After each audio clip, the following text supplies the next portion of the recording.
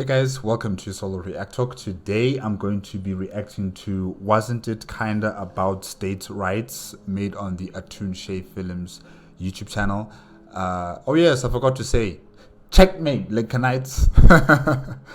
Yes, guys, I thought there were only 7 videos on that playlist for Checkmate, Lincolnites. Only to my surprise, I find that there's actually 2 more videos in the playlist. So yes, I have returned to Atun-Shei Films to finish what I've started. And yeah, why didn't anyone tell me? No one told me like, hey, Solo ReacTalk, there's still 2 more videos on the playlist. But anyways, I'm here now. Let's see what this is all about. Wasn't it kinda about state rights? Made on the Atun-Shei Films YouTube channel. Remember, if you want to check out my previous reactions, the playlist card is going to be at the top here. If you want to check out the original video as well as Atun-Shei Films YouTube channel, the links are going to be in the description below. Okay, let's start. 3, 2, 1, go. So, Billy Yank, my very good friend, wasn't it kinda about states' rights? Yeah, Johnny Reb. States' rights.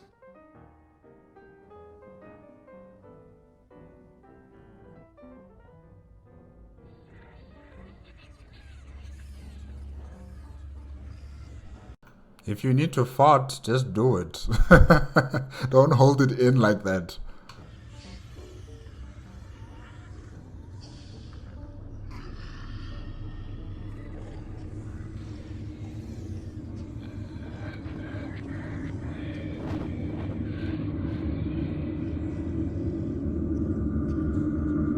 To own slaves!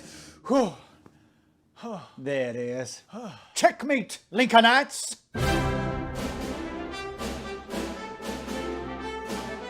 Welcome back to the show. I missed you all so very much. Now, watch and be amazed, for tonight I will prove beyond a reasonable doubt that the war between the states had nothing to do with slavery. It was about states' rights versus tyrannical overreach in federal government. Okay, but slavery was a cornerstone for the economic output of particular states in the southern regions of the United States of America.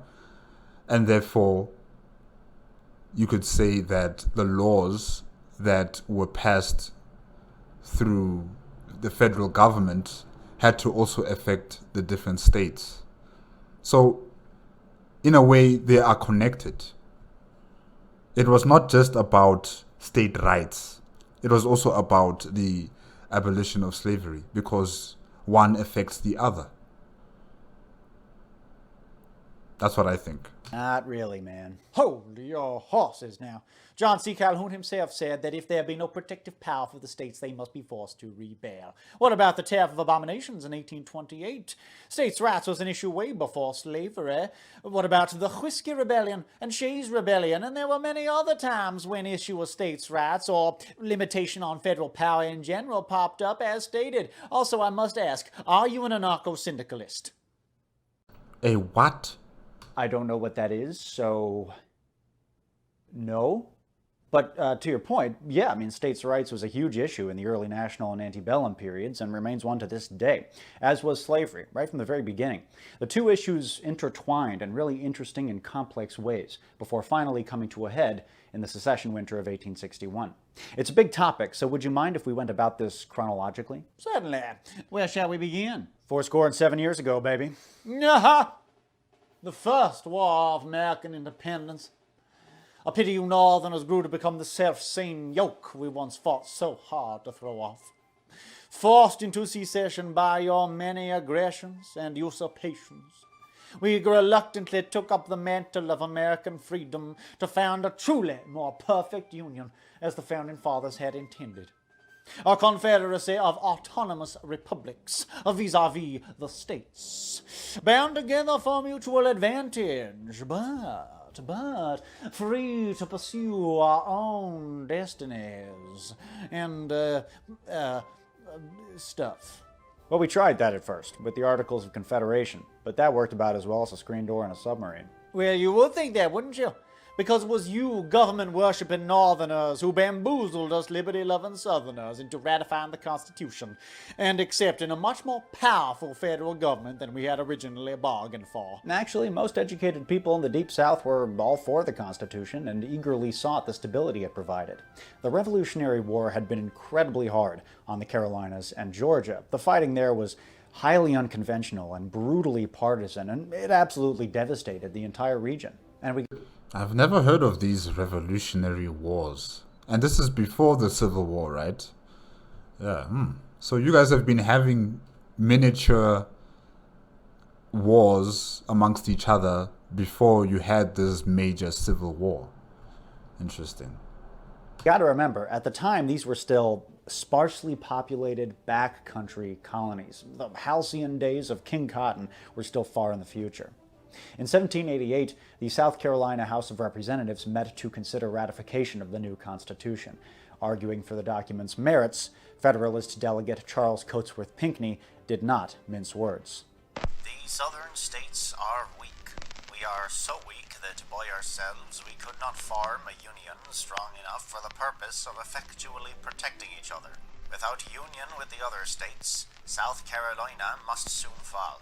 Is there anyone among us so much a Quixote as to suppose that this state could long maintain her independence if she stood alone, or was only connected with the southern states? I scarcely believe there is. You mentioned Shei's rebellion, which is a perfect example of what Pinckney was talking about here. In 1786, a year before the Constitutional Convention, Massachusetts raised taxes to insanely high levels. What a shocker. Under the Articles of Confederation, the state government was basically unaccountable, and these taxes disproportionately affected the very poor. When they inevitably couldn't pay, the state seized their homes. So, led by a veteran named Daniel Shays, they picked up their guns and went down to their county seat to physically prevent the courts from issuing further foreclosure orders. Sounds like a bunch of troublemaking freeloaders looking for a handout. They were white. Brave rebels. I like that switch already, just like that, huh? Oh, gosh. Yeah, brave rebels. The tree of liberty must be watered by the blood of patriots. Soon, protest erupted into open revolt. The Confederation government was basically toothless, so it was up to Massachusetts to put the rebellion down. It took the state months to organize a response, and there wasn't enough public money to raise a militia, so they had to rely on, get this, private donations from the wealthy, who certainly didn't want a bunch of poor people with guns running around. Once they did raise troops, the rebellion was quashed pretty quickly, but all things considered, the government's handling of the crisis had been an utter disaster. Again, Charles Pinckney put it well. Ask the people of Massachusetts if the Confederation protected them during the insurrection of Shays. His words take on a whole new meaning when you consider that South Carolina's greatest threat of rebellion came from within many South Carolinians' own homes. Their own oppressed underclass had a much longer and more turgid list of grievances than any Shays regulators could write. And if a relatively small rural rebellion could bring a prosperous and populous state like Massachusetts to its knees under this system, then what possible chance would the states of the Deep South have in the event of their worst nightmare? A full-scale slave revolt. All right. So perhaps the Confederation government was to be improved upon. But you can't deny that we Southerners ratified the Constitution only warily. We embraced it out of necessity, but opposed it ideologically. I now quote Representative Rawlins Lowndes, a most honorable gentleman, responding to Charles Pinckney in that same debate. The Treaty of Peace with Britain expressly agreed to acknowledge us as free, sovereign, and independent states, which privileges we lived at the present in exercise of. But this new Constitution at once swept those privileges away, being sovereign over all, so that this state will dwindle into a mere skeleton of what it was. Well, you're not going to like this, but the reason that Lowndes was so concerned about South Carolina's waning self-sovereignty was because of that part in the Constitution that allowed Congress to ban the importation of slaves starting 20 years from then, in 1808. In his rebuttal to Lowndes, Pinckney explained that they had had to fight tooth and nail to keep the importation of slaves going at all, and urged slave owners to consider other important constitutional guarantees for slavery that they had been able to secure. By this settlement we have have secured an unlimited importation of Negroes for 20 years, nor is it declared that the importation shall be then stopped. It may be continued. We have a security that the general government can never emancipate them, for no such authority is granted. We have obtained a right to recover our slaves in whatever part of America they may take refuge, which is a right we had not before. In short, considering all circumstances, we have made the best terms for the security of this species of property it was in our power to make. So this debate was two guys disagreeing about how best to support the plantation economy. Antebellum history would prove Pinckney right. Yes, Southerners had to make some concessions, but overall, the new federal compact proved to be an enormous boon for American slavery. The slave states gained much more than stability. They also negotiated some very favorable deals for themselves that greatly enlarged their political influence within the new Union, such as the 3/5 Compromise. Over the next 70 years, the Constitution would aid Southern interests much more than it would ever hinder them. I don't know about that, but one of the deals made during the Constitutional Convention included a provision which allowed states to leave the Union if they were dissatisfied with statehood. The states that seceded in 1861 attempted to do this and were wrongly warred upon by Lincoln and the federal government. Well, dude, this is a moot point anyway because of Texas v. White, but I'll indulge you. Where is that provision exactly? The right to secede is in Article 10. It's Amendment 10. Amendment 10. Our great Constitution is built in a way of enumerated powers. That means the government can only do what is listed. All else is a right granted to the states. Hey, that just sounds extremely vague. Yeah, that just sounds extremely vague and confusing.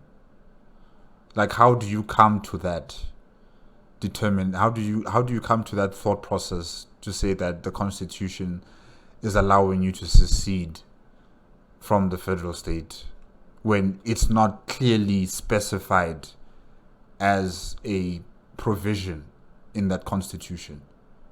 How do you just come up to that decision? I just don't understand. But anyways, yeah, that's very confusing. Including secession. Okay, so the 10th Amendment reads, "The powers not delegated to the United States by the Constitution, nor prohibited by it to the states, are reserved to the states respectively, or to the people." That's certainly a very broad curtailing of federal power, but I don't see anything in there about state secession. Exactly. If it's not specified there in words, then you can't just come to that conclusion, saying that it provides you with the powers to secede from the federal state. How do you come to that conclusion when it's not specified in the Constitution in detail, in words? And there's not even like a process. So guys, no, I'm sorry. It's implied. How is it implied? This is fictitious. It's in your imagination. Okay, well, if we're just vague booking our way through constitutional law here, I could just as easily point to Article 6, Section 2, which states, "The authority of the United States shall be the supreme law of the land, and the judges in every state shall be bound thereby, anything in the Constitution or laws of any state to the contrary notwithstanding." In a number of early decisions, the Supreme Court interpreted that clause to mean that when federal and state law clash, federal law is supreme. That would certainly imply that unilateral secession over something like, an election not going your way, would be super illegal. Nice myth, if you worship government. According to James Madison, the great architect of our Constitution, there is nothing ambiguous about the powers that are granted to the federal government, as he says in Federalist 45. And might I add that this James Madison fellow, he was a founding father. The powers delegated by the proposed Constitution to the federal government are few and defined. Those which are to remain in the state governments are numerous and indefinite.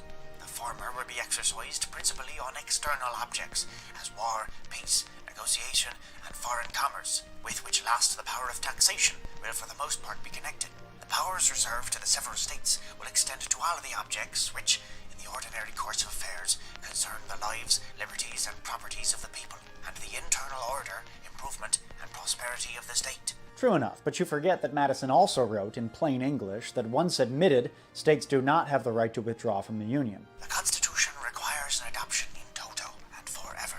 It has been so adopted by the other states. An adoption for a limited time would be as defective as an adoption of some of the articles only. This idea of states reserving the right to withdraw was started at Richmond and considered as a conditional ratification, which was itself considered as worse than a rejection. His whole theory of the compound republic proved to be pretty crucial to Southern political thought. Thanks in part to Eli Whitney, over the coming decades the cotton industry exploded, and the slave states of the Deep South multiplied and prospered. Plantation agriculture expanded to the Gulf Coast and beyond. Per Federalist 45, slave owners could wield the fearsome apparatus of central government in pursuing external objects, namely expanding the nation's southwestern borders and making those states and territories hospitable to slavery. Concerning internal objects, the sovereignty of the states was supreme. Within their little state fiefdoms, slaveholder elites could rule however they saw fit, which allowed them to unaccountably and brutally police their black underclass. The arrangement worked out very well for them. Their only fear was that one day an anti-slavery federal government would try to meddle with the institution, and more broadly, the racial order that American slavery had established. You forget there was also Southern opposition to an ever more authoritarian federal government that had nothing to do with slavery. When your unlamented progenitor, the fat, toothless, obnoxious, and disliked President John Adams, signed the Alien and Sedition Acts into law, it was the great southern states of Kentucky and Virginia who stood against this early form of Yankee tyranny. That's right. Inspired primarily by Thomas Jefferson, the Upper South had a states' rights doctrine that was initially much more libertarian and was only incidentally concerned with the rights of slaveholders. Exactly. And it was that spirit of 76 that swelled within us, swelling, until... Hey.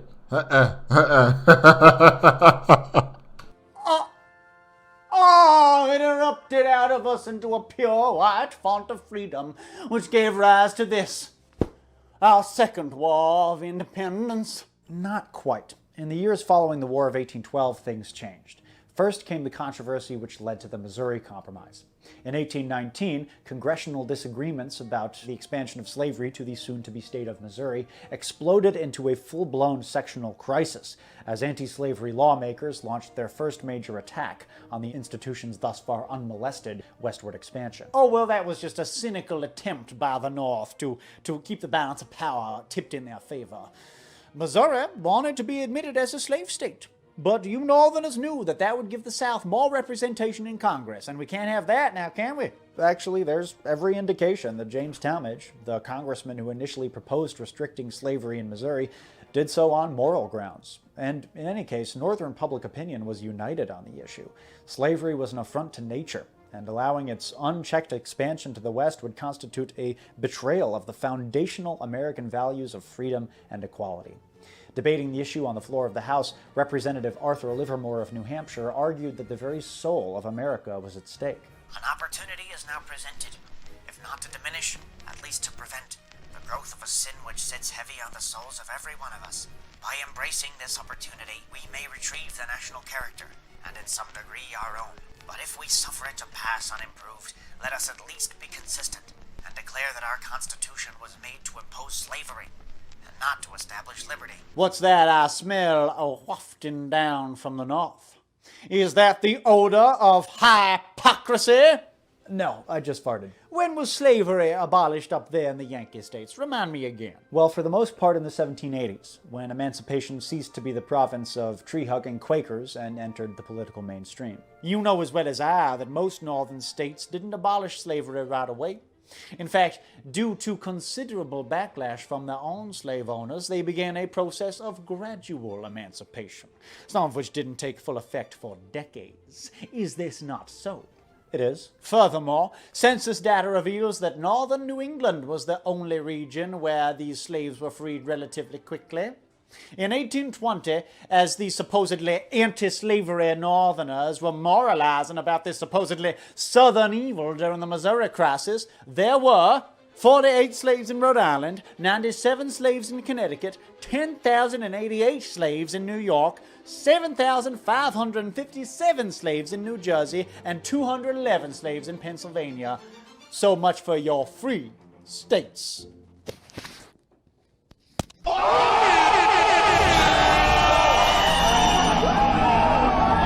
Yeah.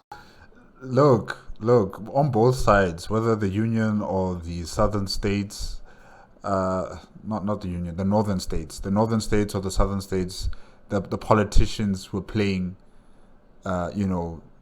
political games around the abolition of slavery. They were playing around with it. There were those who were totally for it, and in the different individual states it hasn't been implemented yet, but the senators, they're already talking up about it, saying that we have already initiated this, we're done, we're better than you guys who are still practicing slavery. And those who are practicing slavery in the southern states, they had their political standpoints, and stating that we are free states and we can do what is necessary for the protection of our state and its economy. They were just playing a lot of political games back and forth with one another. And it's really distressing. It's frustrating. It's irritating when politicians play with the lives of so many people. When politicians play with the lives of people who've been put into slavery, and those who own businesses as well continue to support these practices and support these politicians. It's really distressing. It's frustrating. Because it even reminds me of what's happening right now in our modern times, where our politicians, they keep going back and forth, proving who's right and who's wrong, while people are dying in the streets, while people are starving, while people are unemployed, while our cities are being crime-ridden, blaming other people, blaming other politicians, not really trying to take responsibility, not trying to take action. So, yeah. I got nothing to say to that. Might as well end the episode there. Well, hang on just a goddamn minute. I haven't finished my larger point. Despite the hypocrisy of it, which I fully acknowledge, the North was united in opposing the expansion of slavery. So, faced with such strong opposition, Upper South Jeffersonian planters joined forces with Deep South pro-slavery planters to create a solid Southern political bloc to meet it. For the first time in American history, the country was divided, not just along political, but sectional lines, with slavery the cornerstone of conflict. One must look at more than just the surface issue. What does slavery represent? I say it represents 1. Economic continuity, a refusal to upend and crash the Southern economy. 2. Social continuity, a desire to preserve the social status quo and avoid social upheaval. And 3. Political continuity, clinging to the existing political order of individual and states' rights. That economic continuity could be better described as naked self-interest, because again, by this time, plantation agriculture had become extremely profitable and made the white upper class of the South insanely rich. That social continuity was a draconian racial hierarchy that was predicated on the violent subjugation and enslavement of millions of people for the sole purpose of raking in those insane profits. And that political continuity of states' rights was becoming ever more intertwined with slavery and the defense of slavery. Jesus. For example, in 1822, South Carolina passed the Negro Seamen's Act, which declared that all foreign free black sailors visiting the port of Charleston would have to be detained in the local jail for the duration of their visit.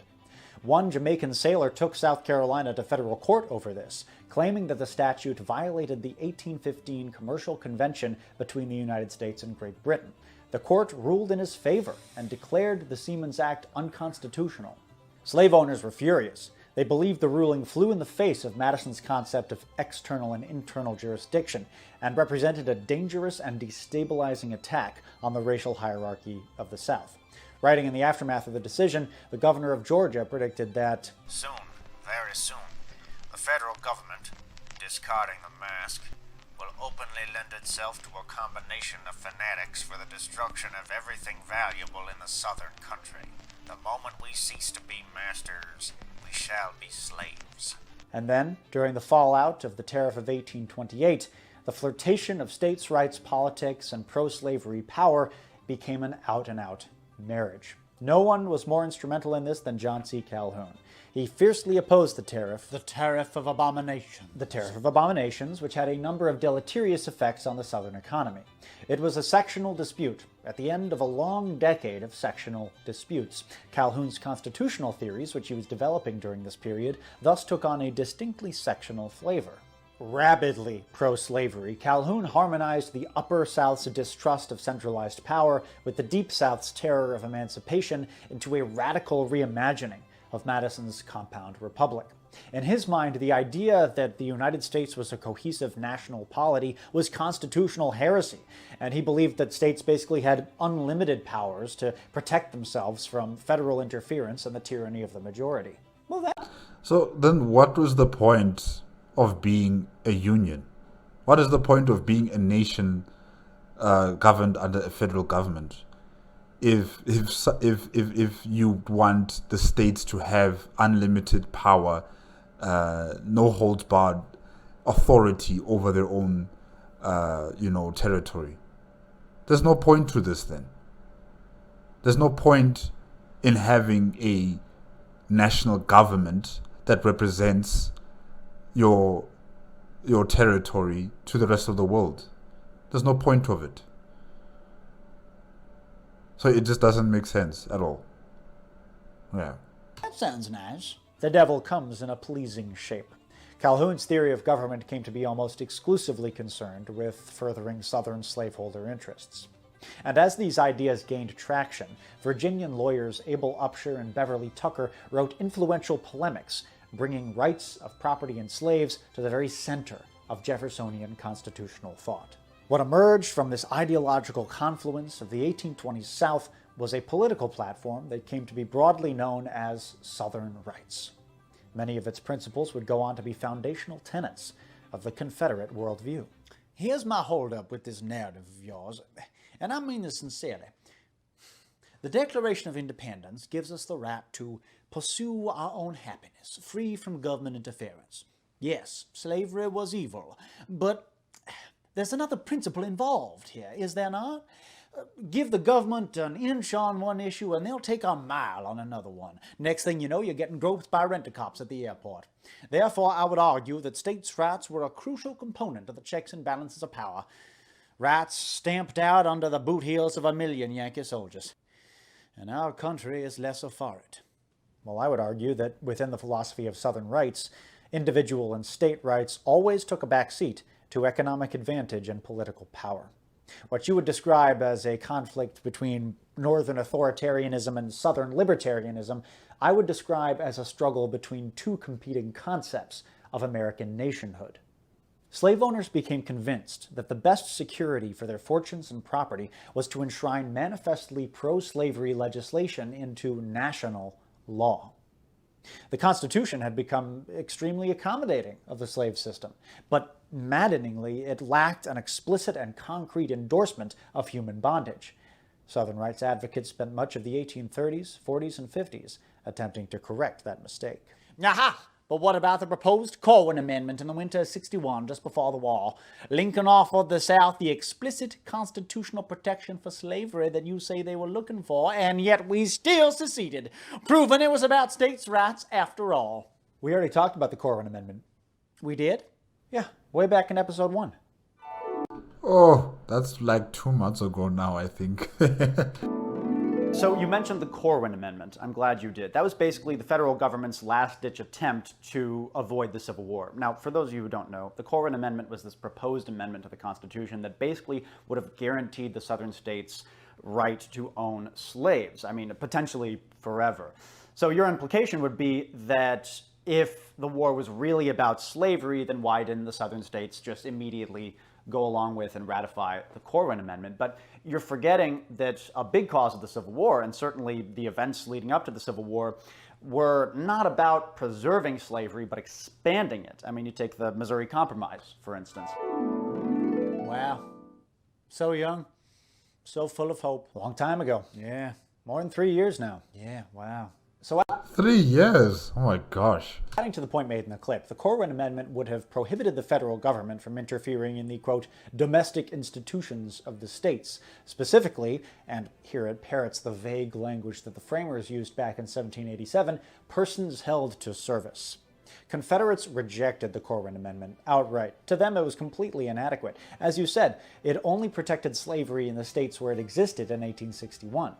Confederates would settle for nothing less than the proposed Crittenden Compromise of 1860, which would have explicitly recognized African slavery, and it uses those exact words, as legitimate and constitutional, and completely immune from federal interference below the 3630 parallel established in the Missouri Compromise. Madness. And that would have included territorial gains made in Central and South America, something the planter class salivated over often enough. It's a big reason most of them supported the Mexican War. But there was no way that Lincoln and the Republicans could accept that. I mean, that would have been giving the South the exact same thing that they wanted from the very beginning, which was a legally binding admission that America was fundamentally a pro-slavery nation. Back up now. You still haven't given me any proof that Southerners abused federal power for their own purposes. Holy fucking shit, dude! Why don't we start with the Indian Removal Act? In the 1820s, forcible displacement of Native Americans from the southeastern U.S. was broadly popular among white Southerners, especially in Georgia, which had passed legislation outlawing the Cherokee tribal government and declaring its dominion over Cherokee land. Complementing this state resolution with federal action, Georgia Congressman Wilson Lumpkin introduced a proposal for Indian removal to the House of Representatives. Later in life, Lumpkin recalled how he was stymied at first by Northern humanitarian efforts. I had in view relieving my own state from the encumbrance of our Indian population, but we still found many serious obstacles in the way over and above the zealous opposition of our open and determined opponents in both House and Congress. Moreover, during the recess of Congress, the Northern fanatics, male and female, had gone to work and gotten up thousands of petitions signed by more than 1 million of men, women, and children, protecting against the removal of the poor, dear Indians. And to finish the picture, in these petitions we were denounced as slaveholders. Oh, that's right. The saintly North and the horrible evil South. Tell me, who are these Yankees taking such a strong, principled stance against Indian removal? Well, there was President John Quincy Adams, for one. Oh, from Massachusetts, is that right? From Braintree, yeah. Massachusetts, interesting name for a state. Is that named after some place in England? Is there a quaint little village in Suffolk named Massachusetts? No. Really? Well, that is interesting. And where, pray tell, does the name originate? The Massachusetts people, who lived there for thousands of years before we did. Oh, and what happened to them?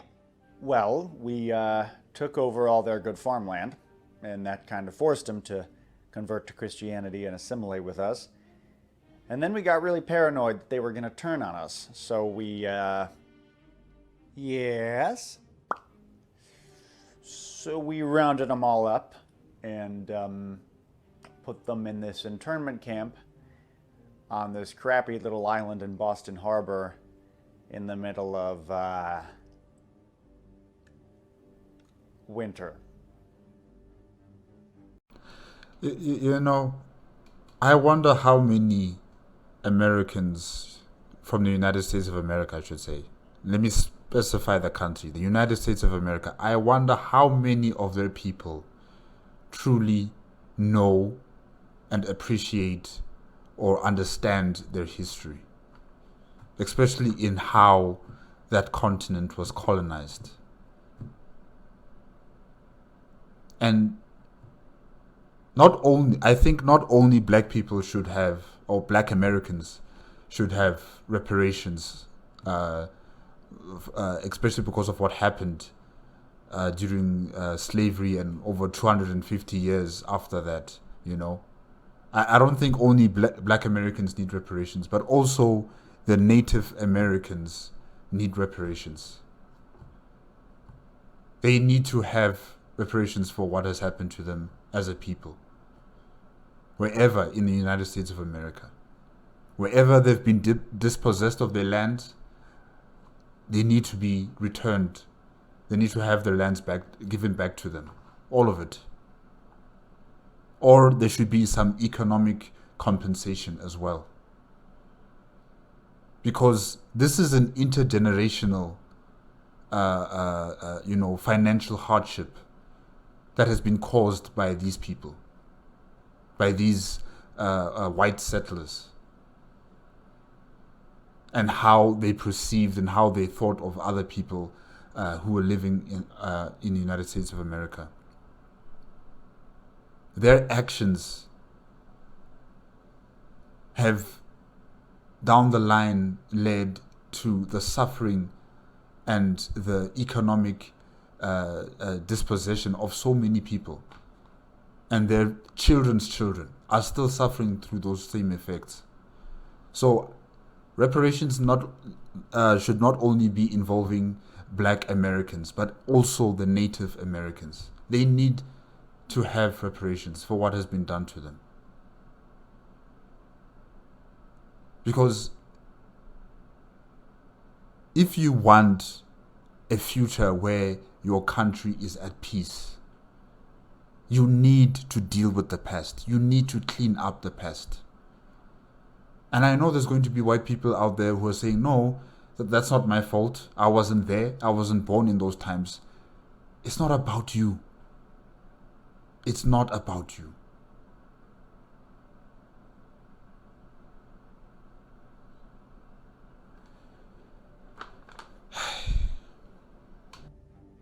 Okay, yeah. Northern opposition to Indian removal was incredibly hypocritical, but sincerely felt. Oh, I'm sure they offered up many thoughts and prayers. The Cherokee were able to keep Georgia legally at bay with the help of some, yes, admittedly fairly flaccid support from the Adams administration. But then two things happened. First, gold was discovered in the mountains of North Georgia, making white settlement efforts much more urgent. And second, Adams was defeated and succeeded as president by Southerner Andrew Jackson, who staunchly supported removal and thought that Cherokee claims of self-sovereignty were inherently illegitimate. I have long viewed treaties with the Indians an absurdity, not to be reconciled to the principles of our government. The Indians are the subjects of the United States, inhabiting its territory. Is it not absurd for the sovereign to negotiate by treaty with the subject?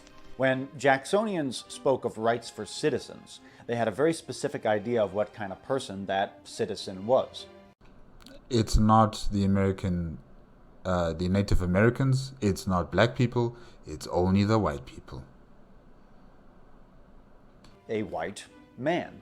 Jackson's populism. Oh yes, narrowing it down to a white man. Even the women are not even considered as, the people of the United States of America. It's the white man, number one.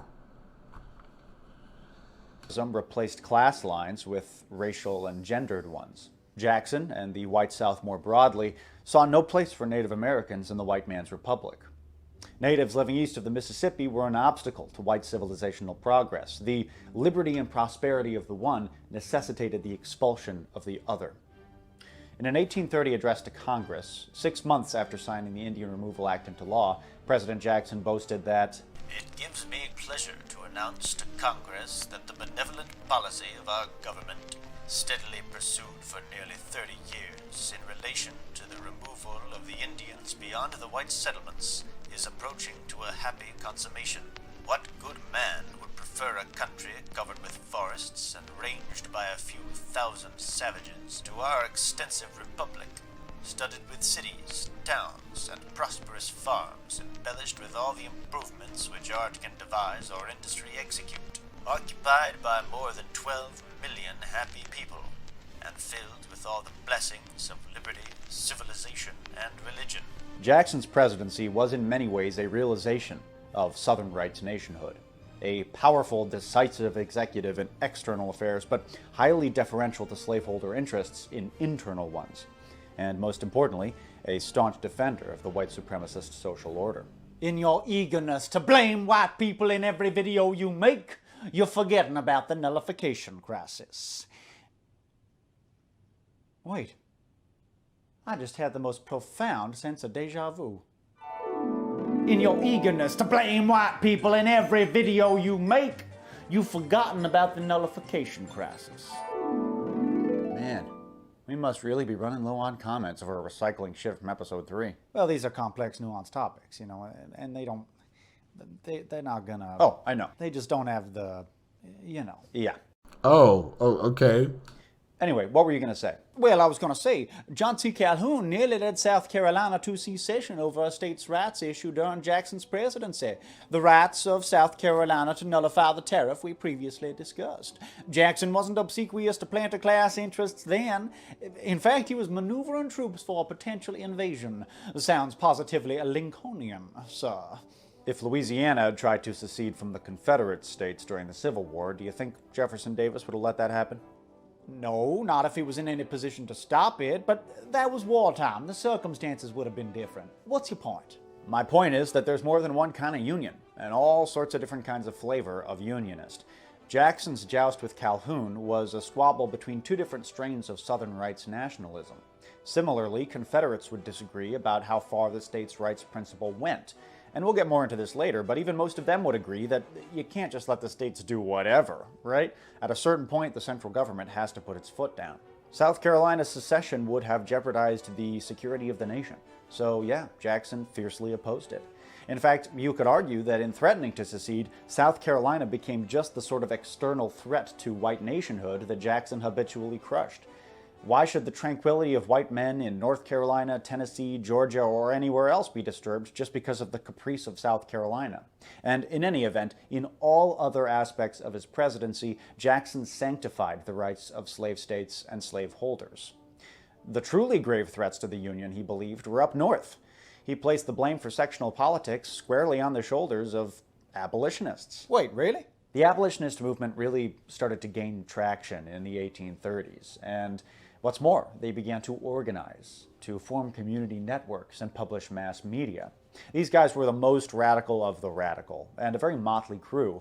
Whites, blacks, men, women, some women in positions of leadership. I definitely would have been an abolitionist if I was alive back then. Shut up. The mere existence of these organizations challenged the legitimacy of the white man's republic, and they could be very disruptive. In the summer of 1835, abolitionists flooded the Southern mails with radical literature, causing a huge uproar and widespread panic of black rebellion. Slave states quickly passed laws ordering local postal workers to take the incendiary mail out of circulation, and thousands of pamphlets were confiscated and burned. Well, that doesn't seem great, free speech-wise, burning books and such. True to form, Jacksonian central government came swiftly to the defense of the slave system against this external threat from women, blacks, and race traders. The president threw full federal Race traitors. Yes. support behind the local ordinances, arguing that the states had every right to preserve order however they saw fit. He praised Northern Democrats for speaking out against the radicals, telling Congress that It is fortunate for the country that the good sense and the deep-rooted attachment of the people of the non-slaveholding states to the Union and to their fellow citizens of the same blood in the South have given so strong and impressive a tone to the sentiments entertained against the proceedings of the misguided persons who have engaged in these unconstitutional and wicked attempts. Did you catch that? Fellow citizens of the same blood. Oh, dang. All this to say that this was Jackson's greatest contribution to the Confederate worldview. Within the in-group, people with penises and without melanin, individual liberty was absolute and irrevocable. But those liberties did not, under any circumstances, extend to the out-group. Against blacks, natives, and politically active women, central government was free to deploy a terrifying range of authoritarian powers with total impunity. Well, that settles it. This episode is officially bumming me out. Which brings us to the high watermark of pro-slavery ideology, the fugitive slave law. Wasn't there already a fugitive slave clause in the Constitution? There was, but this was the other one. Ah, yes, the Fugitive Slave Act of 1793. No. The other one. the South's key provision in the Compromise of 1850, which broadened the scope of previous fugitive slave laws. First, by denying suspected runaways the right to a fair trial, so in practice, the government could just black bag and enslave any black person and get away with it. Crazy. And second, by stipulating that if white citizens failed to adequately assist slave catchers in their inquiries, or aid runaways in any way, they would be slapped with a ruinous fine and face imprisonment. Tough break. Abolitionists were outraged and promised slave catchers that any attempt they made to enforce the law in their communities would be met with powder and shot.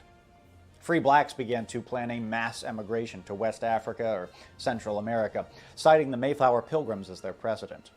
The Dred Scott decision in 1857, which enshrined into law the idea that black people are ineligible for American citizenship by virtue of their race, simply confirmed what most blacks already knew. Not citizens, but subjects. Like what Andrew Jackson said about the Indians. Pre-frickin-cisely. Northern whites, for their part, looked on in mounting horror as a reactionary political bloc of slave masters dragged the country back into the 17th century, in sharp contrast to the hemispheric trend of modernization and emancipation. So, they made their voices heard at the polls. They flocked to the nascent Republican Party and elected Abraham Lincoln president of the United States. And that, as they say, was that. Not quite. There's still one more piece of this puzzle left. Remember back in episode 5 when I went on that whole tangent about industrial slavery? Yeah, just refresh our memory, please. In their public discourse, speeches, editorials, and pamphlets, the planter class placed much less importance on their Jeffersonian agrarian ideals and much more on them gaining economic independence from the North through internal industrialization. And they believed the best way to do this was through the directive of the state, not private interests. As we've talked about before, the Confederacy was way more centralized than most people give it credit for, and there's ample evidence to suggest that in the event of a Southern victory, the central Confederate government would have become even stronger, as it directed private interests to create economic and industrial power that would effectively compete with that of the North. Yes? When the South seceded in the winter of '61, the planter class marveled at all the opportunities that lay before them. For the first time since 1787, they had no compromises to make, no bleeding heart Northerners holding them back, so they looked to the future and their imaginations ran wild with possibilities. A minority faction, led by former Governor of Virginia Henry Wise, briefly flirted with the idea of an armed coup d'etat in Washington, preventing Lincoln from taking power, but most Confederates envisioned a process of separation and expansion, first winning independence from the United States by force, and then eclipsing it as a continent-spanning world power. It would have been insane.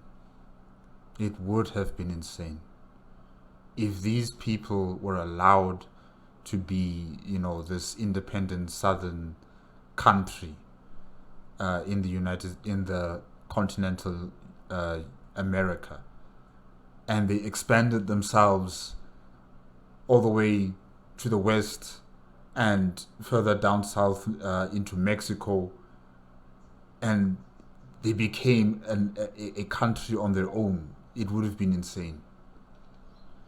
Slavery would be on the top of the agenda of continuing this practice. They might not even be a democracy. They might be led by some military commissariat or a dictatorship. And they would then further see themselves as the superior race. Man, they could have been like the Germans here with their Aryan race, where the white people see themselves as this beings that are far superior to all others, and all others are slaves. It would have been insane.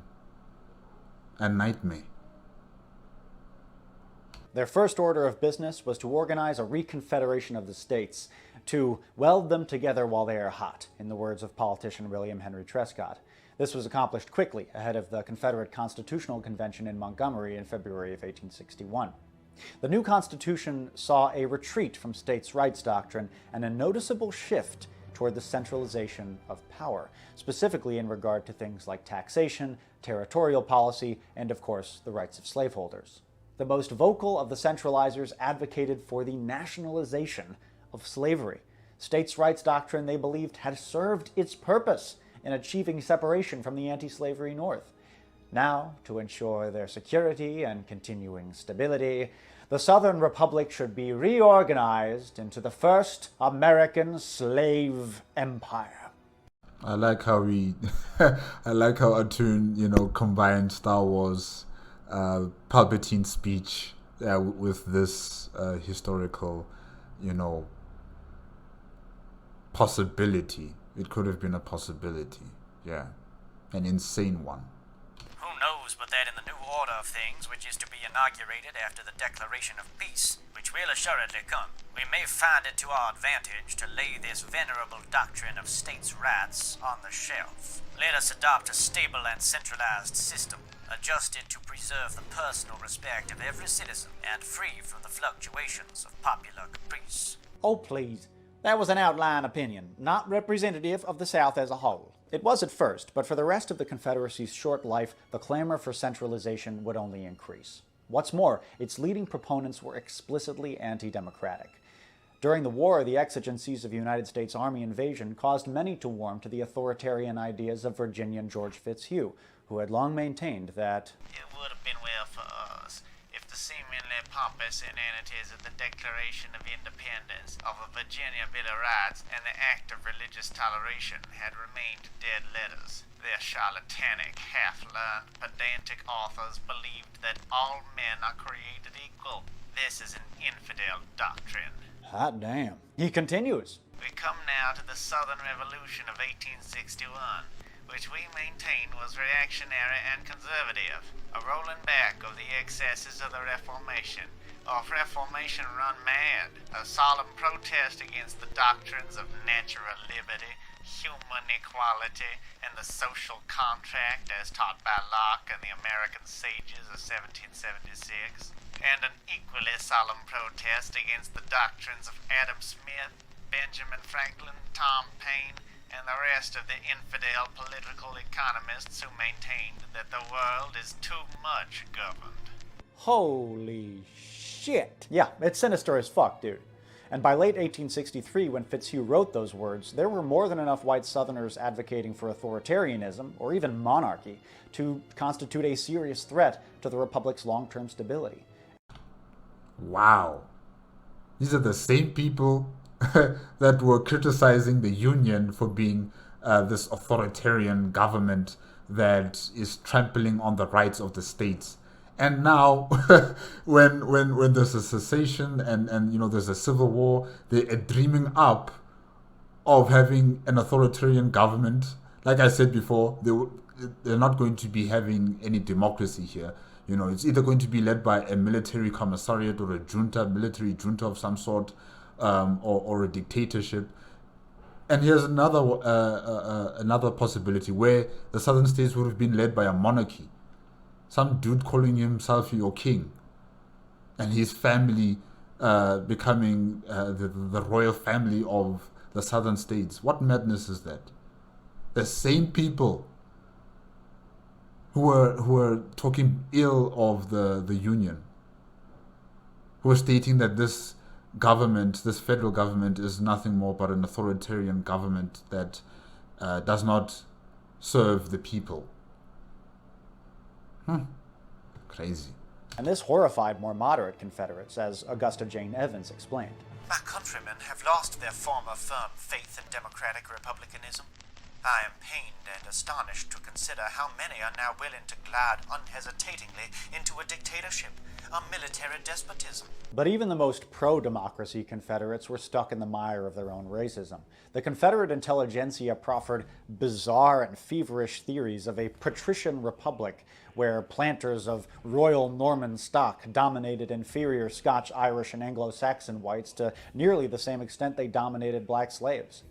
Wow, it's even worse than because I also said this. I said that these people are going to make the system of where white people are superior and all others are seen as slaves and lesser than. They won't be equal in this new Southern Republic. But now Atun-Shei Films is even going further down. He's characterizing, certain groups of white people are going to be the top, and then the other white people are going to be at the bottom, and then there's going to be other people at the bottom who are the black Americans and the Native Americans. Crazy. This is a lot to process. When Jefferson Davis presented his pleas for official state recognition to the governments of France and Britain, he portrayed the Confederacy as a state which simply wanted to be left alone. He was lying through his teeth.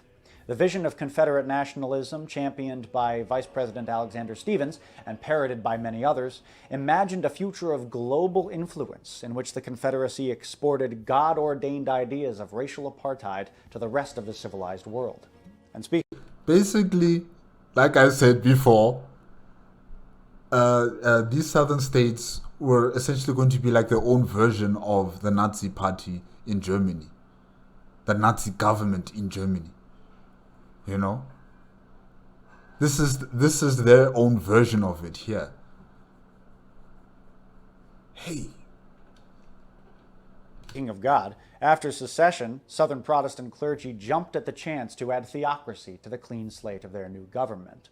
South Carolina's leading minister, James Henley Thornwell, spent much of the war trying to batter down the wall between church and state.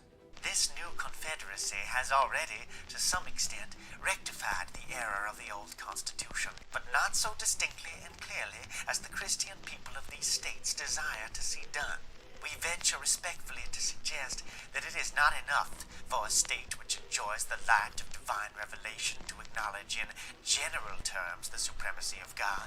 It must also acknowledge the supremacy of his Son, whom he hath appointed heir to all things, by whom also he made the worlds. To Jesus Christ, all power in heaven and earth is committed.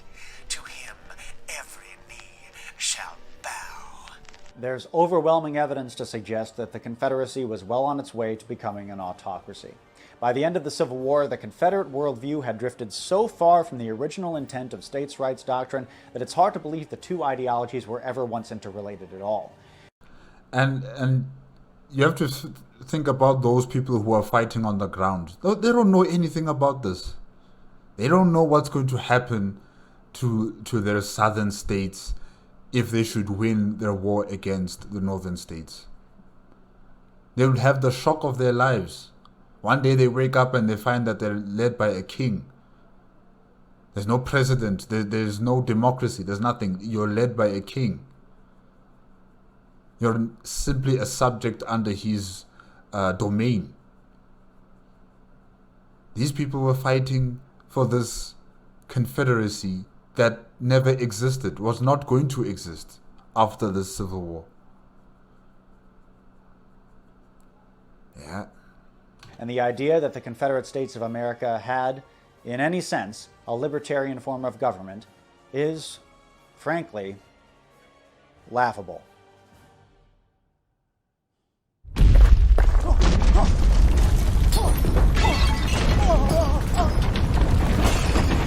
Get under the table, it's an earthquake.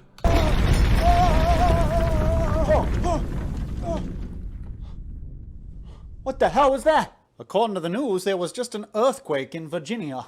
Good evening. This is Matt Beat reporting live near Monticello in Virginia. It looks like a nuke just went off in that place. Wow, I mean, there's so many skulls on the floor and the buildings have burnt down completely. It's like a nuke just went off. We can now confirm that the third president of the United States, Thomas Jefferson, has rolled over in his grave with enough force to trigger an enormous earthquake. Oh, Jesus. As you can see, Northern Virginia is completely destroyed. The death toll is catastrophic. Those who do remain have reverted to a primal state of nature. We have learned that what precipitated this massive earthquake was a reading of a historical quote in a production of a wildly unpopular web series known as Checkmate Lincolnites. Oh, someone's calling. Ew, ew, ew, ew. It's a 202 number. Why don't you take it? 202?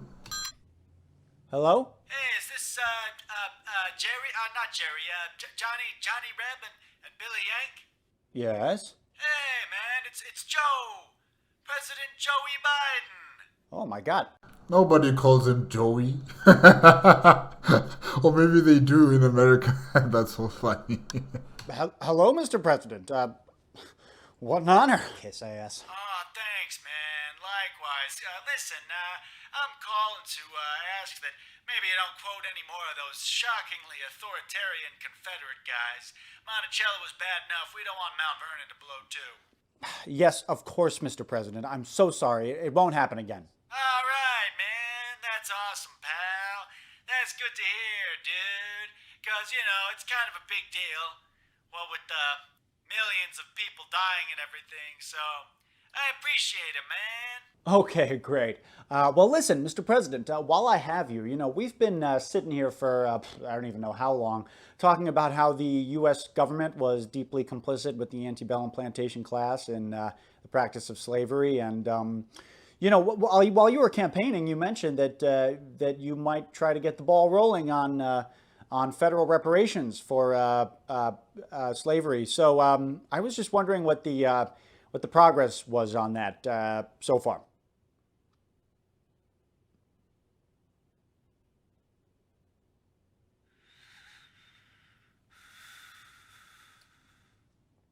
Your silence is so loud. It's so loud. Whew.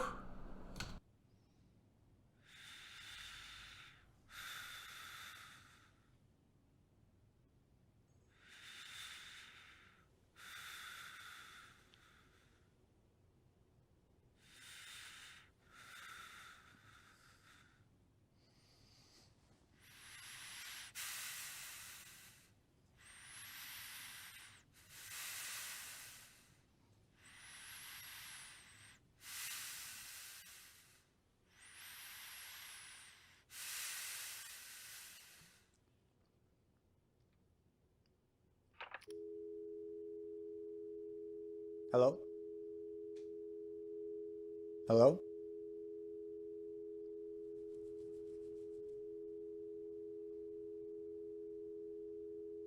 Atun-Shei films, well done. Well done.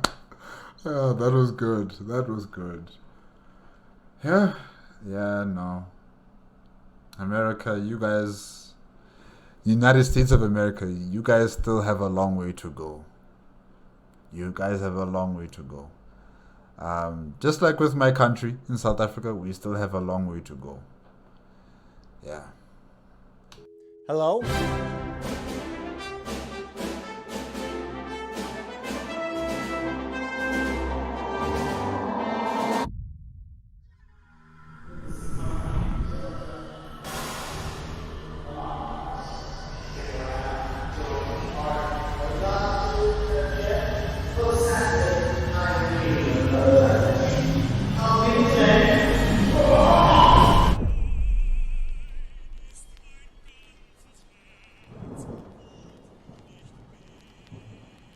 Okay. 1974.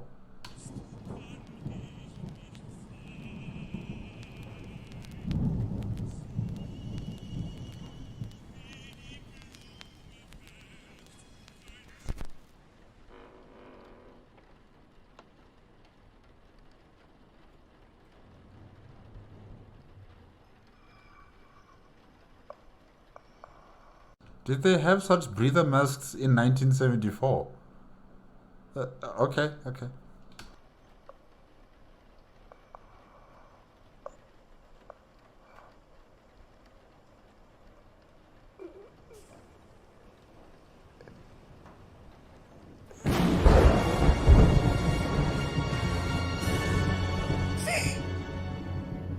Wie hast du es geschafft?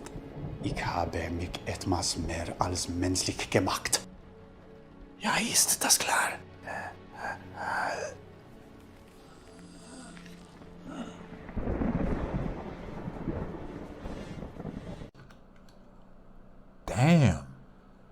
You are up there with the Führer himself.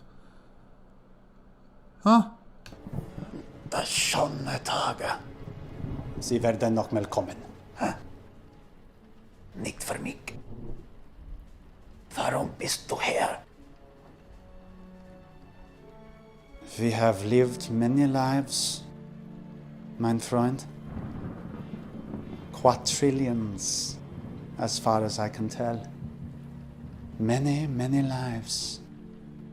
But all lived for the same purpose. Some have more purpose than others, it would seem.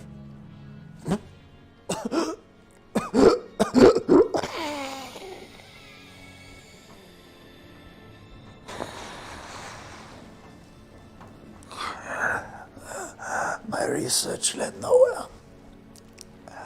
After years of investigations, digs and experiments, the Reichstag lost faith in the project. I fell out of favor with the Führer. In the end, even Heinrich renounced me. Clearly, you have succeeded where I failed.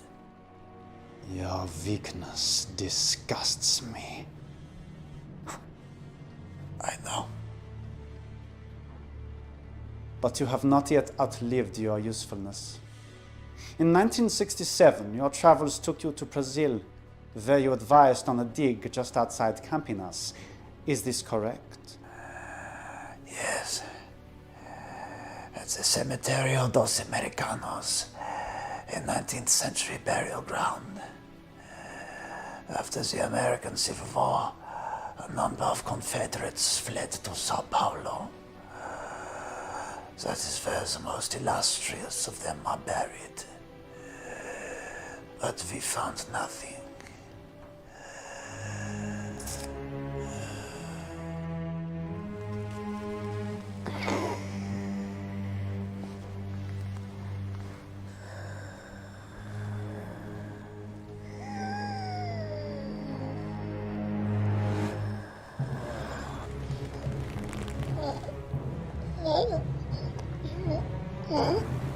Torture. Do not lie to me. Please, I'll talk. Just please.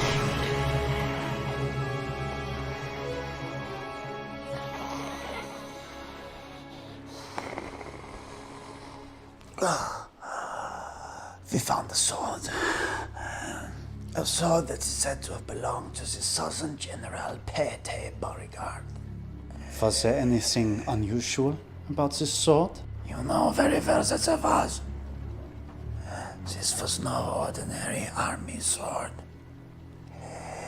Its blade was made by night, deep in the Louisiana swamp, in a hidden forge encircled by a nameless bayou. This blade is said to have the power to bridge the gap between the world of the living and the world of the dead. Where is it?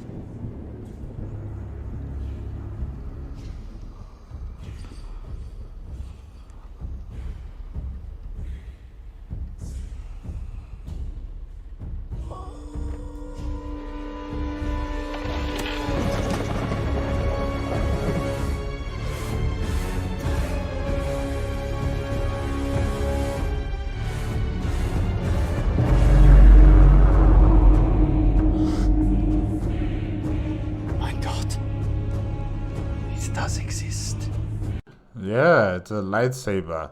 The sword of Baron Somedy. I was going to use it on myself to give me just a little more time. It would not have worked. Only the blood of a true American patriot can unleash its powers. But know this, you have served your purpose. Und der Süden wird auferstehen wieder. Oh gosh. Warte ab. Ich muss bin ein Gefallen bitten.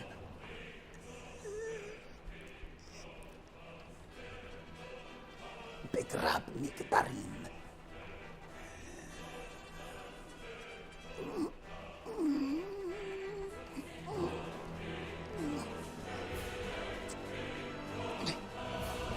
Heil Hitler! Heil Hitler.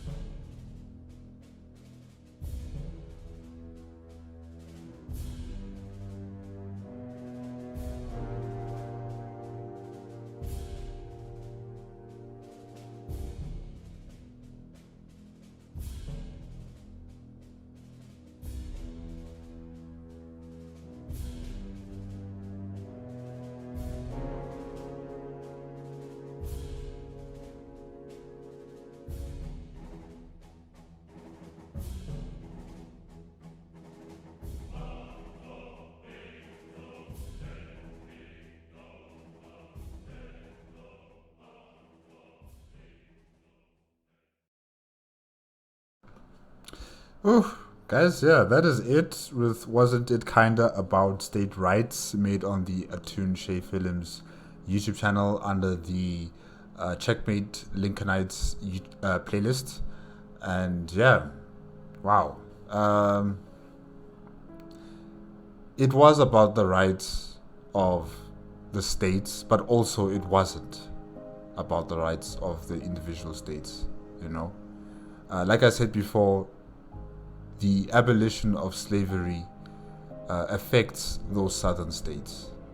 And those southern states believe that they had, they believe that their rights were going to be compromised by this decision made by the federal government, you know. And you could say that both of them are interlinked. So it's not just one and you cancel out the other. One led to the other effect, if I can say like that. So, yeah, it's not truly 100% about the rights of the individual states, definitely. There's always another factor or another contributing factor to, you know, further debating about whether this war was truly about the rights of the individual states. Yeah. There's always other factors, and the most important factor is, the end of slavery.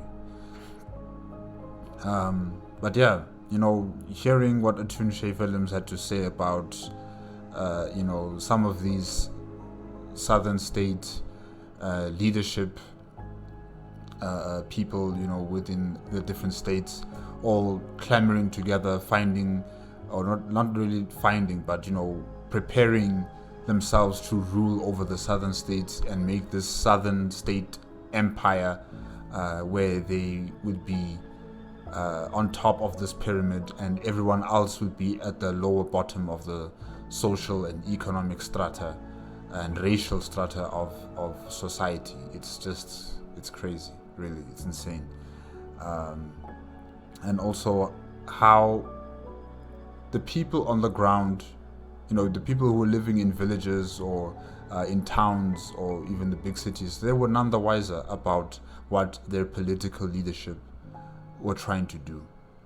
They were none the wiser about the generals as well and the clergymen of the religious institutions, what they were planning to do if they had won or they signed a peace treaty with the Union forces. You know, they were none the wiser. They thought they were fighting for their rights as independent states, when in actual fact it was never about that. It was about the continuation of slavery, the economic benefit of slavery, creating a whole new government that is no longer led by a democratic systems, but is now led by an autocratic regime. They were none the wiser. People were just herded into this belief that they were right, when in actual fact they were just being fooled. They were tools in someone's tool shed. Yeah, it's crazy. And also when Atun-Shei Films was talking about the politicians on either the Union, or should I say the northern states or the southern states, trying to get a one-up on each other, saying that, we are freeing our slaves, our people are free, we're all equal now. While in actual fact, it's not actually true. There are still slaves in their states, individual states, and, the southern states are also having their political to and fro with the northern states, stating that slavery is a right to our existence in our individual states, and we can't allow these laws to further curtail our independency or our sovereignty in the Union. And really, these politicians were just playing with the lives of so many people just to get a one-up on another politician. It's sad. It's really, really sad.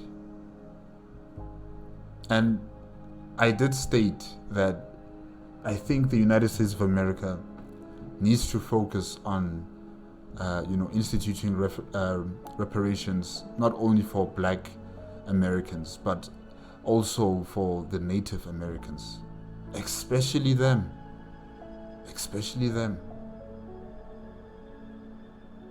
They who have lived on this land, they were born on this land, they have existed in this land far longer than any white man traveling by a boat and coming there and declaring that this is now their home, this is their territory. Their people have been living there. That's their existence, their livelihoods, and it's been torn apart from them. Now they have to conform to this new civilization that the white man has created. And even when they have complied, they were kicked out because the white man feared the unity, the power that the Native Americans had, or this particular tribe of Native Americans. Kicked them out to an island during winter. So really, the federal government of the United States of America under Joey Biden, as Atun-Shei Film says, needs to institute this reparation system as soon as possible. Let it be under his presidency, because we don't know what's going to happen after the next elections. Maybe Trump might come back, or maybe there'll be another Democratic. I don't know if he's gonna go in for a second term. I think Joe Biden is going in for a second term. So in his second term, he has to do something about this. And like I've said before, many of these white people who are saying that, this is not our fault, this is something that happened hundreds of years ago. It doesn't mean that you shouldn't try to fix what was done, to try to repair what was done. It's not about you feeling sorry. It's about you taking responsibility. White people in the United States of America, majority of them, have had an upper hand. They've had a higher level of accessibility through economic emancipation, through social standing, compared to anyone else in that country. And the people who have been brought there as slaves, the people who have been dispossessed of their lands, like the Native Americans, they need what is due to them, so that they too can also have the economic and social mobility to move in society. Because like I said before, the intergenerational hardships and economic hardships still follows those communities till to this day, because of the actions of those white settlers so long ago.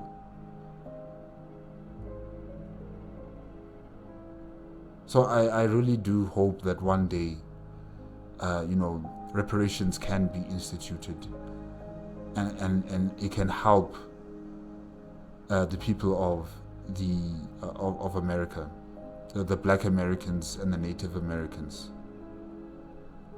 Yeah. But yeah, guys, that's it. That's it for today. There's still one more video on the playlist of Checkmate Lincolnites, and hopefully I'll get to that one next week as well. If you guys want to check out the original video as well as Atun-Shei Films YouTube channel, the links are going to be in the description below. If you like my reaction, please give me a like, comment, and subscribe to my channel. Click on the notification bell if you want to be up to date with my latest videos, and I'll see you guys next week. Okay, bye bye.